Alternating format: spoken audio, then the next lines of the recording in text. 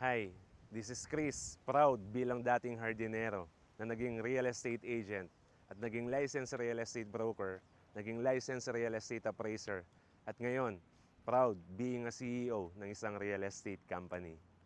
In this video, isi-share ko sa inyo kung ano yung naging journey ko sa real estate career ko at kung paano ako nagsimula bilang isang hardinero or gardener hanggang sa maging CEO ng isang real estate company. So before we start, ano nga ba yung reason bakit gumagawa ako ngayon ng mga ganitong klaseng videos? So before, nung nagsisimula tayo hanggang sa dumating sa point na parang ayaw kong makilala, ayaw kong maging sikat dahil ayaw ko rin maging komplikado yung buhay ko. And gusto ko merong peace of mind, lalong-lalo na yung family ko at yung asawa ko. Until such time na makilala namin si Lord sa buhay namin. Doon ko na-realize kung gaano niya tayo kamahal, kung gaano siya naging mabuti sa buhay naming mag-asawa at lalong-lalo na sa akin.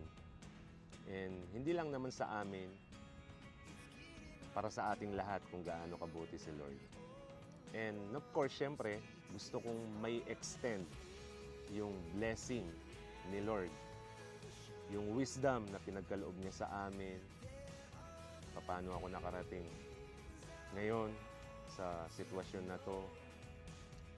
And marami sa mga kababayan natin, syempre yung mga gustong sumubok sa hamon ng buhay na makaangat. Lalong-lalo na yung mga katulad ko na mahihirap, na kumbaga parang dumating sa point na halos sumuko ka na sa buhay mo. Naranasan din namin mag-asawa yan, no? Kaya sa ngayon, gusto kong maibahagi kung ano yung mga wisdom at experience na na-encounter namin sa buhay at gusto namin makatulong sa mga gustong magsimula, lalong-lalo na dito sa real estate business na to.